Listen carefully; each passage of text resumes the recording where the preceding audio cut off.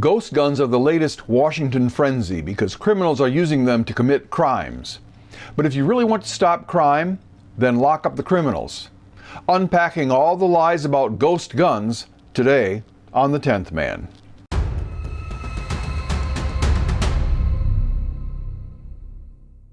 There's no such thing as a ghost gun. That's just the latest made-up terminology from the people who like to make gun laws. These people are gun law obsessed.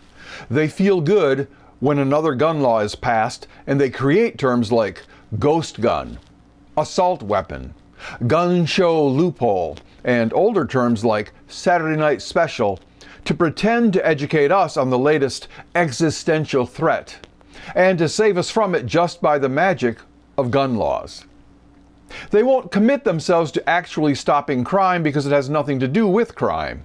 It's all about politics, power, and re-election, and here's the proof. These guns are being used more, but actual crime is going down. So, there's a reverse correlation between ghost gun use and violent crime. That's interesting. Even the statistics they use trying to make their point, we're catching more criminals using ghost guns, suggest ghost guns are bad for the criminals. The dummies are getting caught. They're getting caught because, once again, the gun law obsessed are telling everybody there's a new super weapon.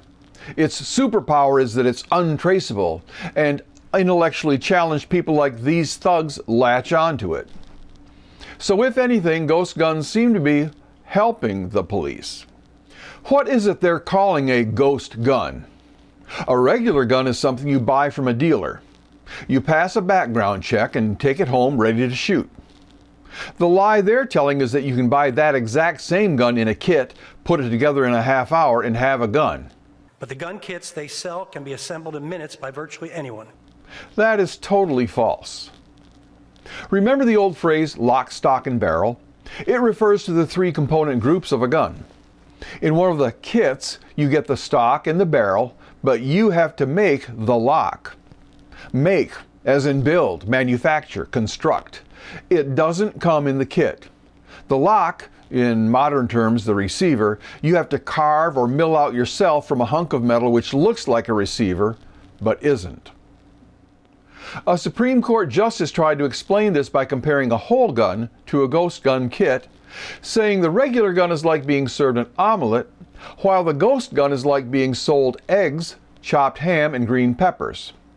But no, that's incorrect. It's more like being sold eggs, green peppers, and a baby pig, which you then must feed, water, and somehow turn into ham, having acquired all the knowledge and equipment to do so. Several news outlets have claimed how easy it is to build a ghost gun.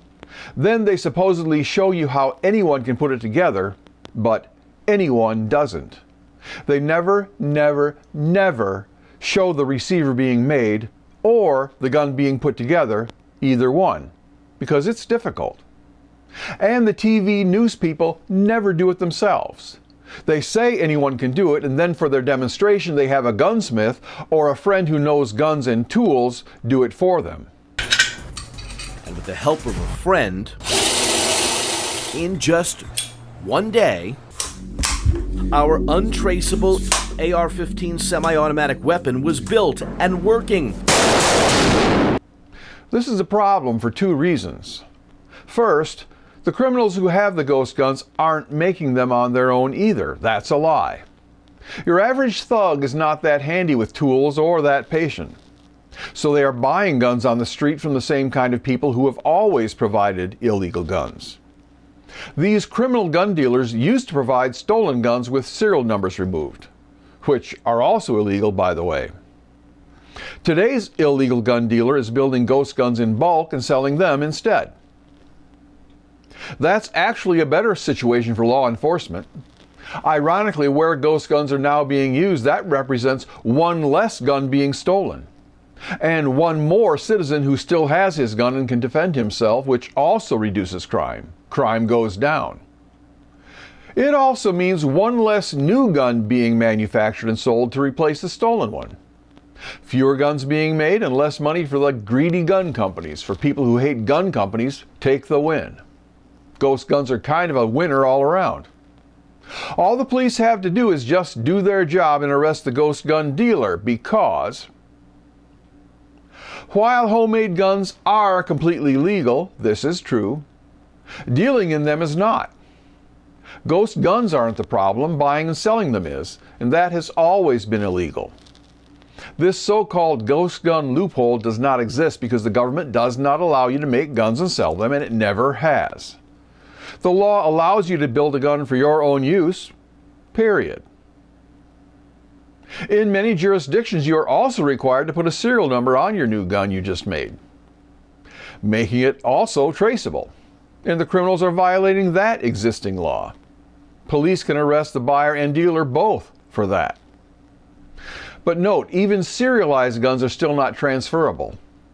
Just as you cannot open a hot dog stand on your front lawn and sell food without a license, you cannot sell homemade firearms on the side either.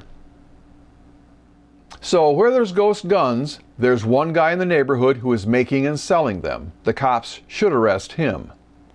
How? If your chief of police doesn't know how cops have been finding illegal gun dealers for decades, he should resign. So go tell him this: you catch them the same way you track down a meth lab.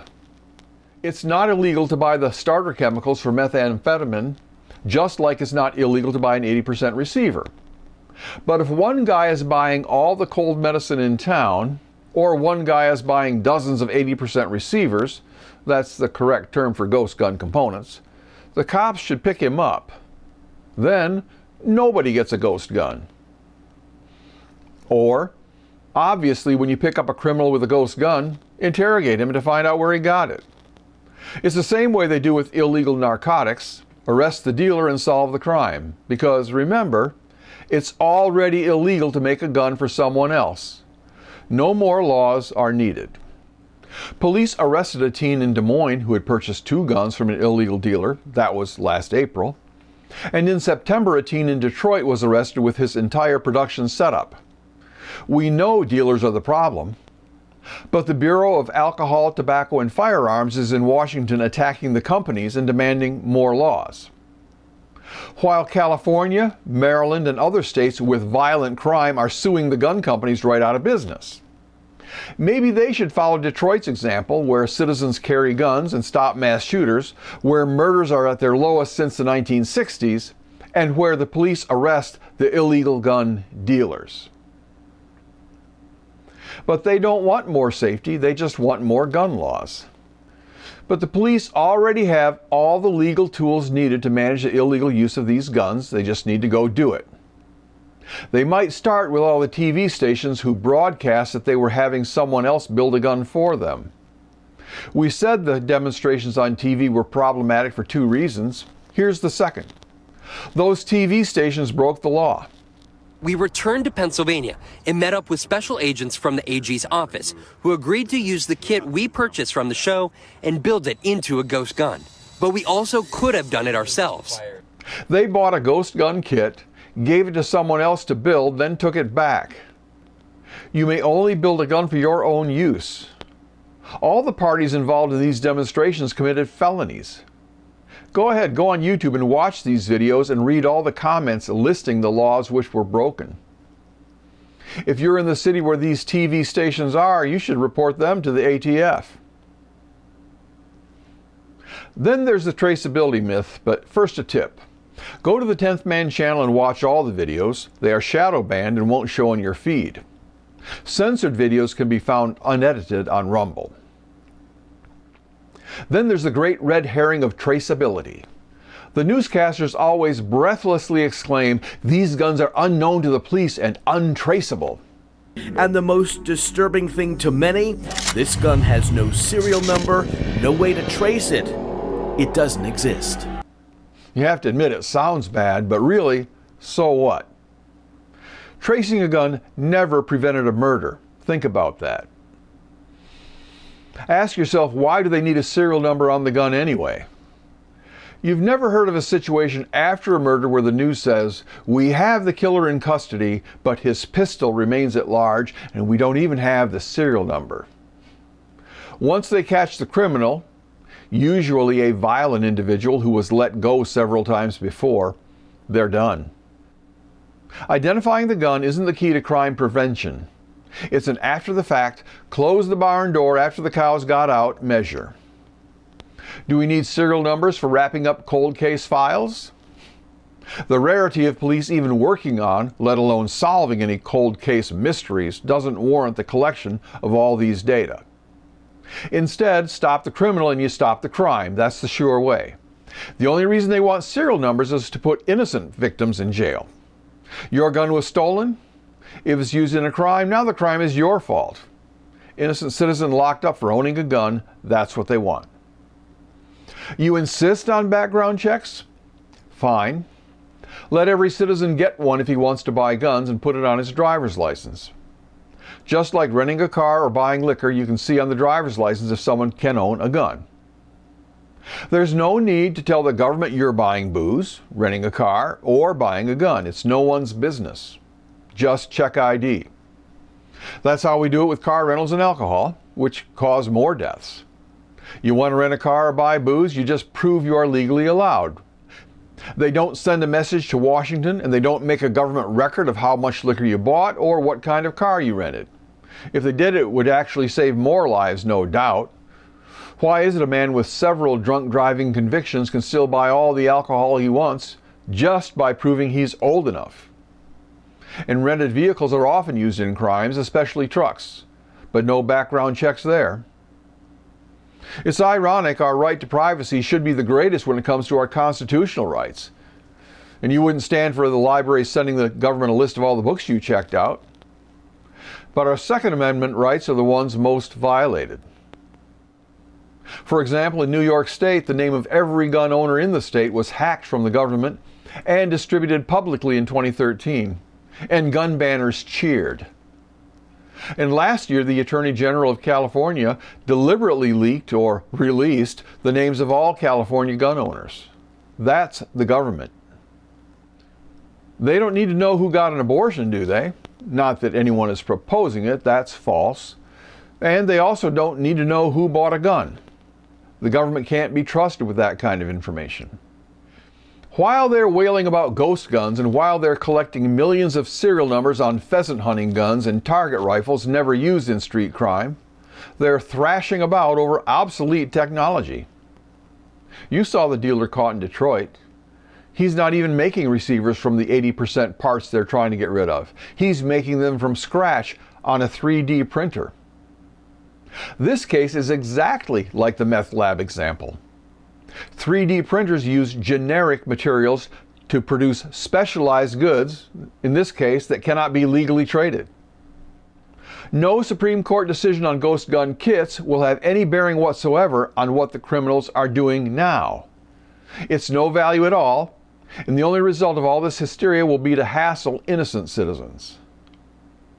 While the government goes after these greedy companies making the instant gun kits, all entirely legal, the gun builders in the hood have already moved on to 3D printing. While the government prosecutes innocent businessmen and hobbyists, the criminal gun factories keep on churning out illegal guns. Oh, and not just pistols. The most common 3D printed gun in the world is a military weapon, a 9mm carbine being used all over the world by gangs, militias, and revolutionaries. Don't find yourself living in a gun-free state when the immigrant gangs show up armed like mercenaries. And remember, the gun law obsessed don't care about safety. They only care about more gun laws.